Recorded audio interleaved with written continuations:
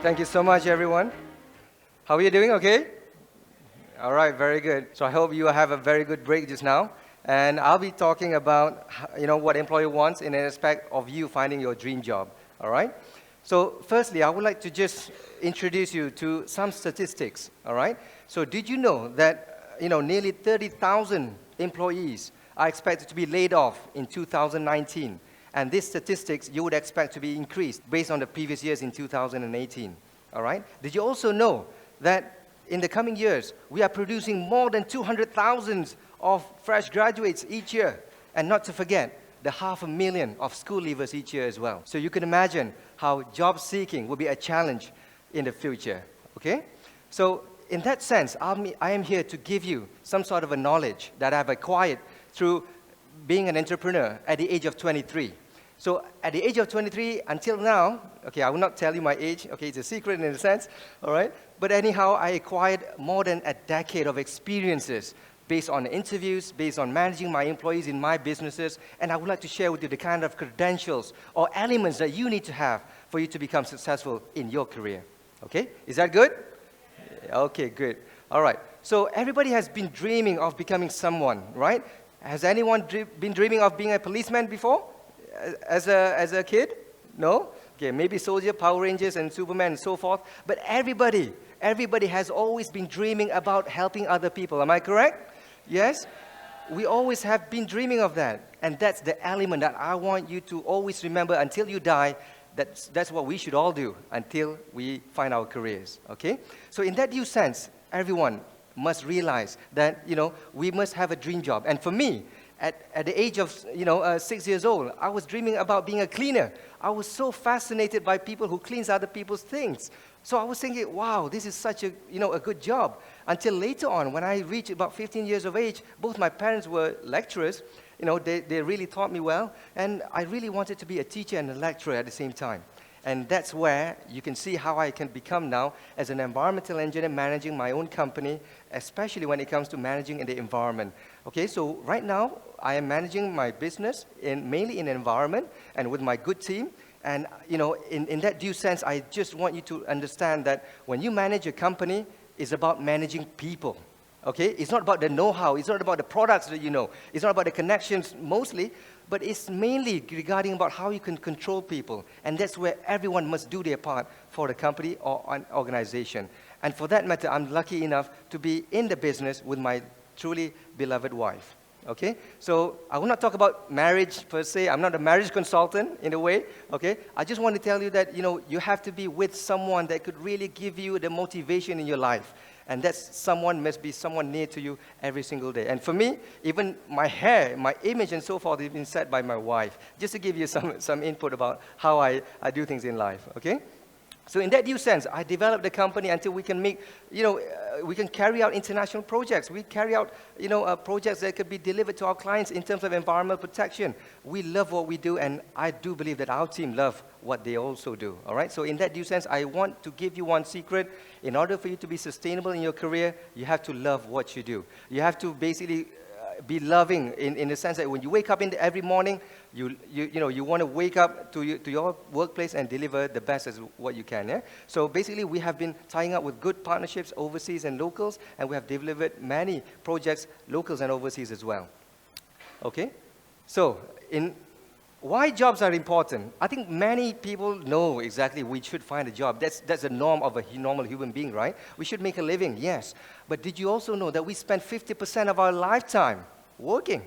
All right? That's a big statistics if you look at it. So in an average lifespan of a Malaysian for 75 years of age, and our Prime Minister right now is more than that particular average.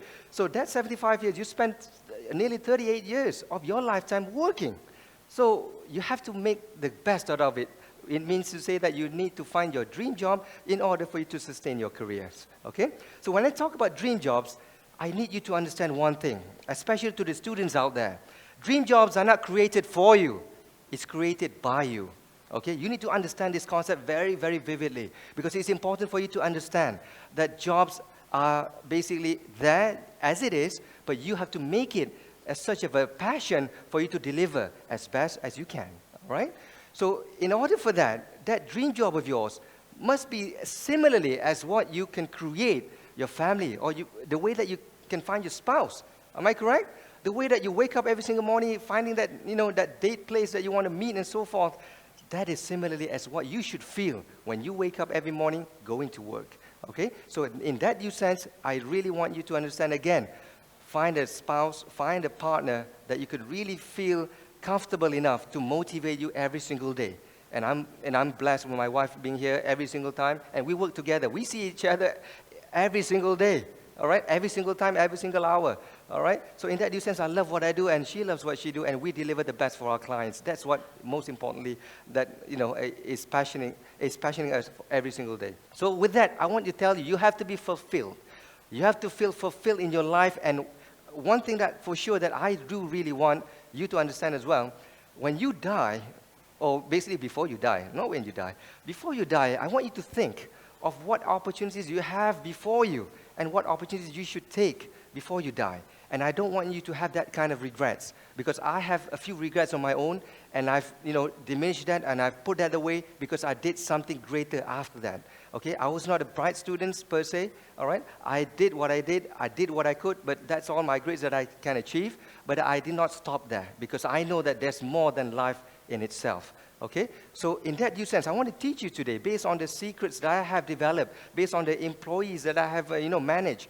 I want you to understand that work in itself is very fulfilling, is taking time of your life, and whatever that you have in your work, you're going to be having it at home as well. That's why it's very important, especially for you guys out there.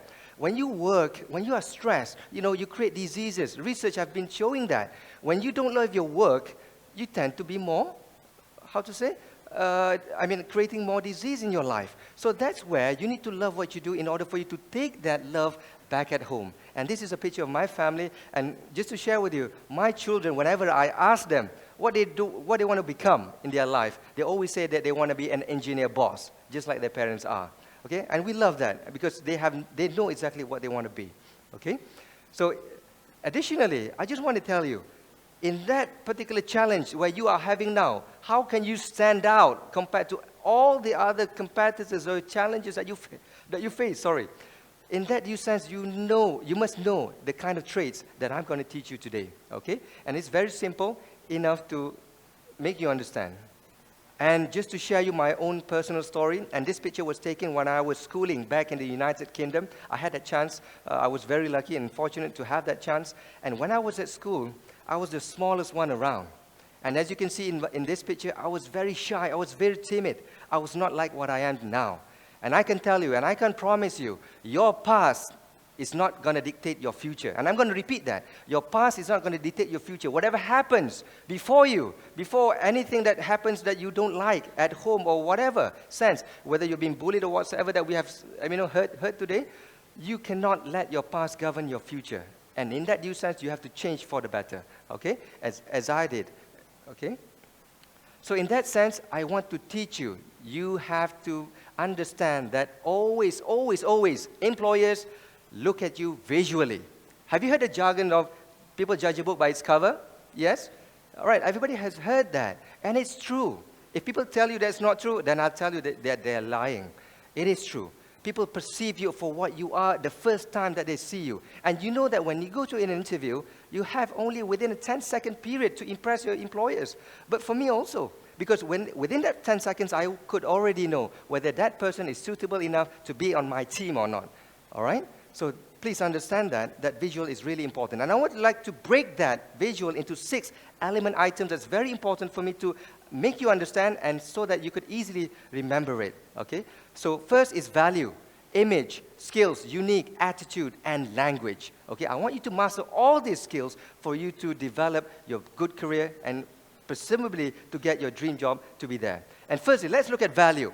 Being value is to be creating something and giving out something to your organization.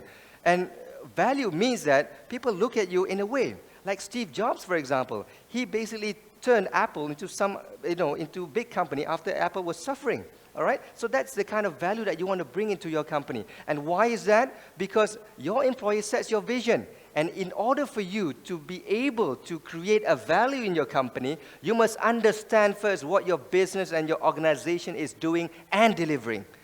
After that, then only you can know a clearer picture of what you need to do. All right? So understand the value and understand the thing that you can give to your organization. And the second thing, talking about image, as I mentioned to you, every single time that I'm having a speech, a meeting, my wife basically grooms me every single day. And I like that. I feel like a baby, all right? Okay, but then in a way that, she knows that how to, people would perceive me, and that makes me feel good in a sense. So that's knowledge, and it's a learning process. And for us, as a company, we hire image consultant in order for them to help us in this, okay? So understand that that's really important. And for skills, I want to break down skills into 6 different T's, okay? Again, for you to remember well. Firstly, it's time-oriented. In businesses, it's all about time and money. And time, if you lose time, you will lose money, for sure. So that's why I'm teaching you. And I'm telling you right now, the moment that you enter universities, colleges, or any higher education, it's not about the knowledge that you have, physics, mathematics, and so forth. That's supplementary. For me, the only thing that you would really create in the sense of value is about managing your time. All right? So managing time is in terms of exams, in terms of presentation, in terms of delivering assignments. That is the most valuable item that you could learn, and you are learning right now. Okay? So secondly, it's about teamwork. Every organization relies on a team. And I tell you, my organization cannot be relying on me and my wife only, because we need a pool of team. A success of a company lies within a team. That's why you have to really work, and I would advise you to be, in a way, getting yourself in any committee or organization in managing teamwork, all right? At least you could learn. The third thing is tolerant to pressure. As simple as it seems, there are cases where people cannot stand pressure and cannot work because of pressure. And you have to understand, this is the way that you need to learn how to meditate yourself and how to control yourself in terms of pressure management. And the third, fourth, and fifth is 4, 5, and 6 item is very important, which is talk confidently, talk in public, and also talk ideas. I would say the most successful people in this world are good communicators. And if you want to be successful in your life, you have to be good communicators. And it takes practice. For me to be here today, I just want to share with you, I always dreamed to be a TED speaker when 3 years back. And luckily, I found that chance here today. And the power of, attraction is always there. And I tell you, it's very, very true. All right? Me and my wife, Fiza, we have a vision board at home. And I tell you the secret, because I need you to learn this. We have visual aids that we see every single day. And I tell you, 90% of them, we have reached that point already. And we have always, revised our revision board to make sure that we can see a different vision every single time. All right? So do that. If you have a girlfriend that you want, or a boyfriend that you want, just paste their picture there. Who knows? One day they could be lovers, okay? All right? Or even your spouse one day, just like how we do it, all right? So next, we talk about, the uniqueness in you, okay? Everybody has a resume, correct? You're good in PowerPoints, you're good in this and that, and I'm telling you, to be up a notch, you have to make sure that you are different from everybody else in this area of technology where you can basically conquer softwares. I'm not talking about, normal softwares that Microsoft Word that you normally use. No, I'm talking about more sophisticated softwares that will make you be an asset to the company. And secondly, when it comes to problem solving, being unique, I see this in many, many candidates. They are lacking of that. You have the knowledge, you can communicate, and if you cannot solve problems, there's no issue for employers to employ you. And I tell you, this is a good trait that you must learn today, all right? Not tomorrow, today, okay? And speaking accent, if you have a good accent, besides Manglish, you would be, up a notch as well, okay? So additionally, attitude. Attitude is all about positivity, spreading positivity. And I tell you guys, right now, the next resume in life would be your social media. And I tell you, that's really, really true. I basically shortlist my candidates, if I want to take them, based on their social media, because that's the true colors that I can see them. Is that true? Yes? I don't want to, to hire someone that's so negative that's, when they fall into the trap that, when we scold them and so forth, they go back, okay, today I was scolded by my boss was horrible, all right? So you don't like that, right? So for me, it's always about seeing the true colors of that candidate. And please make sure, when you have that chance, because social media era is what we are now, we should always make a positivity and always make a difference to everyone. Okay? So please make sure that. All right. So coming back to the language, very importantly, and I tell you, I got my first job because of English. Okay? Why? Because when I did my first interview working with a private company, my boss told me that I got my job because of my English accent, my English, communication. And I said, why? Because he said that not many has that kind of traits. Because when you want to expand your company internationally, what do? You have to speak the common language, correct? All right, so this is very basic, but a lot of us are lacking into this. So if Mandarin were the next, powerful language in the world, then we would opt for Mandarin. But for now, since English it is, so we have to opt for that. So I would really recommend you. During my study years, I practiced with my wife speaking in English every single day. And when it comes to, there are certain days in the study years that I did with my friends as well. So that's how you practice. And again, practice makes perfect. Okay? So in terms of language, you have to be a global achiever by using that particular language. All right? So lastly, talking about body language, you must have, the capability to control your body.